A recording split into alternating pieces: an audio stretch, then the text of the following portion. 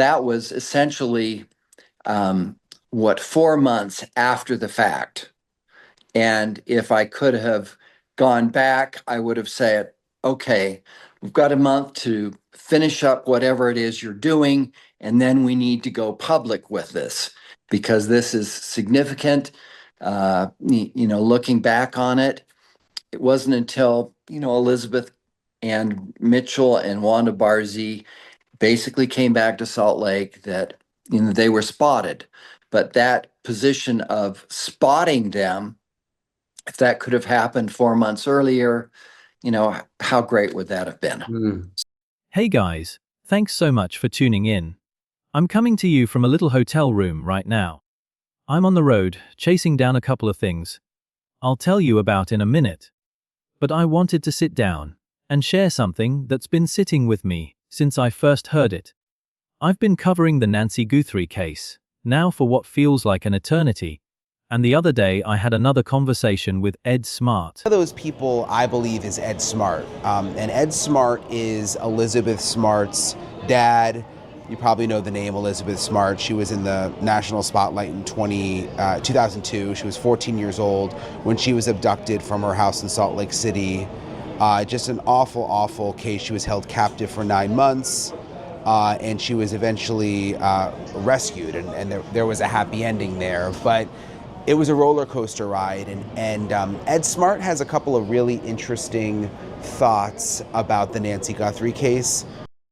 Some of you might remember I spoke with him a while back, and he gave us a window into what Savannah Guthrie and her family are probably going through. But this time, he said something that stopped me cold. It was about a very specific window of time, 4 months that, in his view, we are never getting back. And once you hear what he had to say, I think you'll understand why those 4 months matter more than almost anything else in this investigation. Now, if you're new here, Nancy Guthrie is Savannah Guthrie's mother. She went missing from her home in Tucson, Arizona, and we are now closing in on 180 days with no body, no arrests, and a whole lot of questions that still don't have answers. There was a second letter, the one the family received very early on. I'm talking week 2. And that letter claimed Nancy had died, and her body had been returned to nature. Well, being that she was so aware of this second letter, obviously she knew what it was. I think that this is kind of a last reach out to try to engage whoever the captor was to, please let us know where the body is. The sheriff's office sat on that information for months. Forthcoming. You can never control the narrative that happens with law enforcement, the FBI, the police, the sheriff's department, whoever your law enforcement is. And, you would think that they were basically doing everything in the best interest, and they have their protocols or their procedures to follow. They knew. The family knew. But the public didn't. And Ed Smart, who lived through his own daughter Elizabeth's disappearance 20 years ago, has been thinking a lot about what that delay really cost. So I called him up again to dig into exactly that. And I want to play you the parts of that conversation that I haven't been able to shake. Ed, thank you for making the time again. I know you've been following Nancy's case closely since we last talked, and something you mentioned to me off camera really stuck. You said there's a 4-month gap here that we can't get back. What did you mean by that? Well, look, I'm not inside the investigation, so I can only speak from what I've seen and what I lived through. But when I heard that the family had that second letter almost right away, and law enforcement chose not to make it public for 4 months, my heart just sank. I kept thinking about Elizabeth's case. When my daughter was taken, the first 48 hours were everything, obviously. But what a lot of people don't realize is that the weeks and months right after, that's when the public's memory is still fresh. If you give them something specific to look for, a specific scenario, you have a real shot. And so the not knowing is the worst part. I headed up a group called the Surviving Parents Coalition. And in that group, we had parents who, a few of us were fortunate to have our child come home.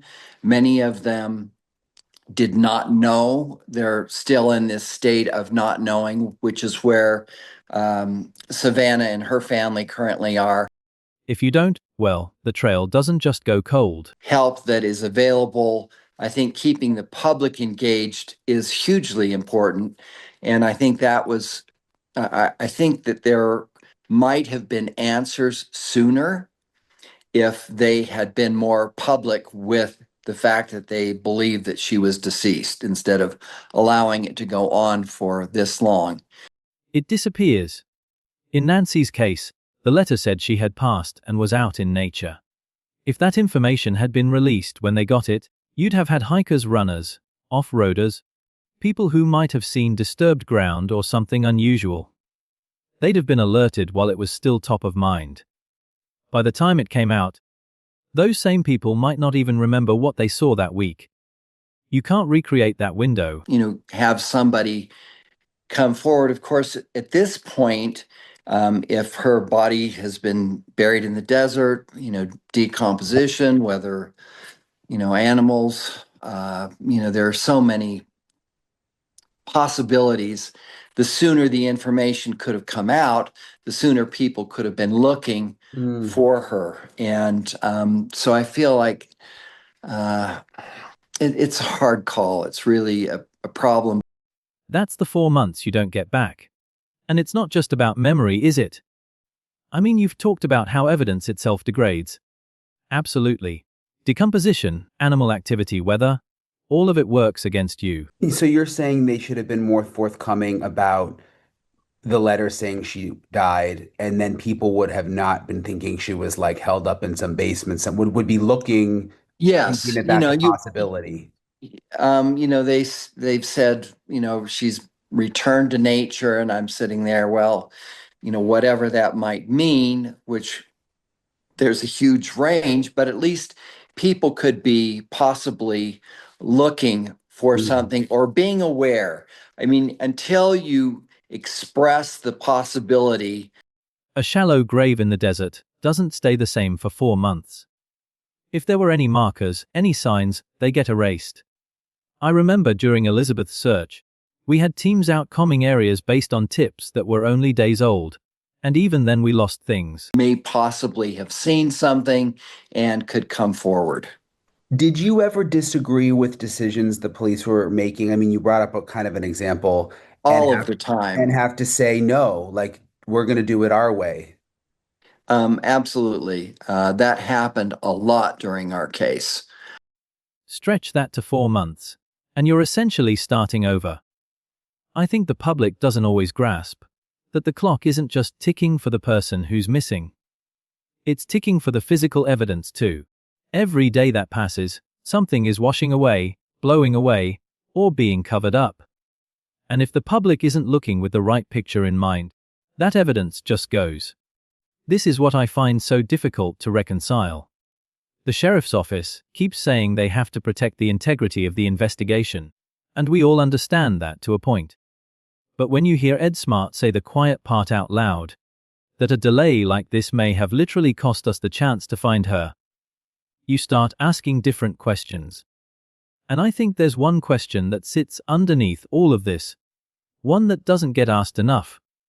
Who benefits from the public not knowing? I think, I don't know, then they discarded it to a point. And we held that information back, not wanting to,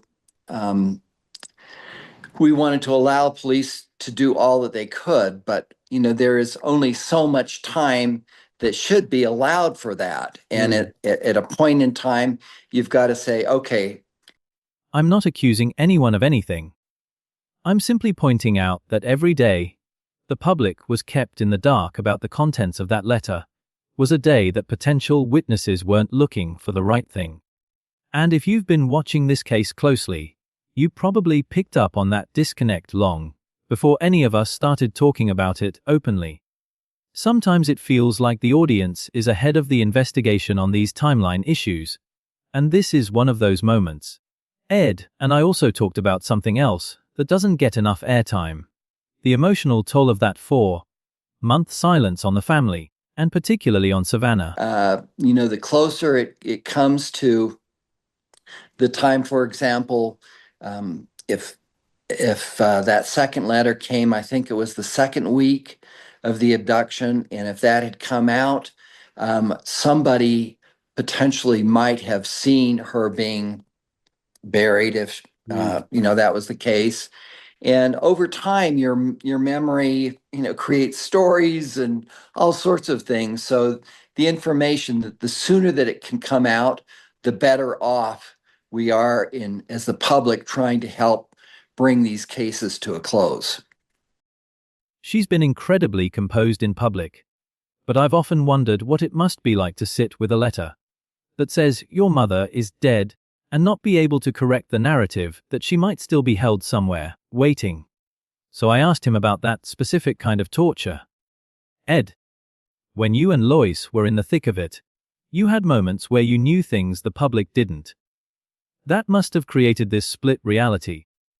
I keep thinking about Savannah, knowing that letter existed, and having to watch search efforts maybe go in directions that didn't match what she already knew.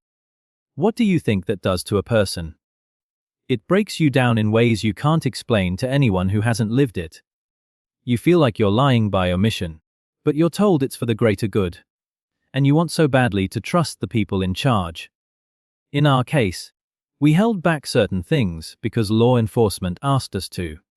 And every time I did a press conference and couldn't say what I really thought, a little piece of me hardened. I see Savannah, and I recognize that look. It's the look of someone who is carrying a secret that isn't hers, and she's doing it while the whole world watches. Comfortable not only from the standpoint of law enforcement, but your spouse, Lois and at one point, law enforcement told Lois that they didn't think I was telling the truth. And, that certainly caused problems between us. And I felt like it was so important to basically clear ourselves, do whatever it took, whether it was a polygraph, whether it was going down to. I don't know how she's managed it, honestly. When you're in that position, you start to feel complicit in your own family member's disappearance, even though you've done nothing wrong. You think, if I just said it, maybe someone would remember something. But you don't, because you're told you'll ruin everything. It's an impossible place to be. I want to pause there for a second, because what Ed just described isn't measured in police reports. It's the human cost of investigative strategy. And this is where I think our audience is so sharp. So many of you have written to me saying, why didn't she just go public herself? Now you hear Ed explain the pressure, the hope that the professionals know best. And suddenly, it's not so simple. It's a lot easier to judge from the outside. But here's what I'm still stuck on, and I told Ed this. Even after all the explanations about protecting the case, there's a counter-argument that just won't go away. If the letter's information was correct, then releasing it early might have brought Nancy home. If it was incorrect, releasing it early could have forced the real perpetrator to react, make a mistake. Either way, the public knowing seems like a net positive. So I asked him straight out, is there a scenario where keeping something this big quiet for 4 months actually makes sense? I've thought about that a lot, and I'll say this carefully. I believe law enforcement has a playbook, and sometimes that playbook assumes the public is a liability. But in cases like this, where you don't have a live suspect in custody, the public is your only force multiplier. I'm not saying throw out every detail. I'm saying that when you have information that could change what people are looking for, 4 months is not soon. In Elizabeth's case, we learned that the hard way. The sketch we released came months after my wife had first described the man. If we had that sketch out in week 2, who knows? I can't prove it would have changed anything, but I lie awake some nights thinking about it. I suspect someone in the Guthrie family lies awake thinking about these 4 months too. That word, OAS. That's a strong word from a man who is usually very careful not to criticize law enforcement directly. And I think it matters that he used it. In some way, there's got to be scars there, right? I mean, I mean, I've referred to the new normal as something that happens because you are never the same. You can never return to where you were. I think that's exactly what my wife had hoped, was that we would return back to where we were before she was abducted. But there is never that possibility. That time has gone and passed, and this event has caused that change, and there's no way that it can go back. But there is a new normal, and I think that finding that space, I mean, we were incredibly fortunate, incredibly blessed that Elizabeth came home. And I remember one of the